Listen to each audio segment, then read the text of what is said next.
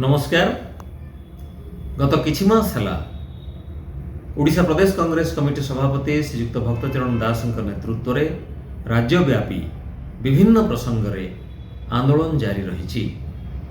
धान किणारे होइथिबा व्यापक अव्यवस्था को नहीं, विशेषकर मंडी रे जो प्रकार चरम अव्यवस्था होइछि एवं 150 क्विंटाल रु अधिक जदि विक्रय हुए ताहले इनपुट सब्सिडी को जो राज्य सरकार बंद कर देइचंती, एई सबु प्रसंग रे विशाल चाषी समावेश मान मध्य कांग्रेस तरफ करा जाइछि।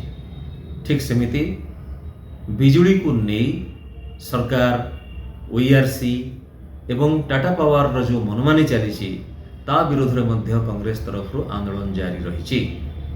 प्रदूषण सर्टिफिकेट को नहीं, जानवाहन को नहीं जो प्रकार तंड गणुचंती राज्यवासी ता विरोध में मध्य कांग्रेस स्वर उत्तोलन करिछि।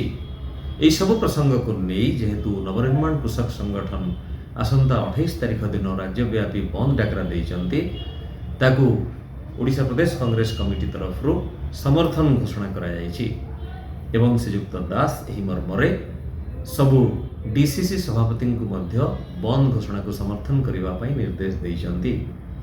आजिर एई प्रेस विवृत्ति रे आमे समस्त कांग्रेस कर्मी एवं नेता को यह कार्य समर्थन करने बंद डाकरा को समर्थन करने निवेदन करुचु।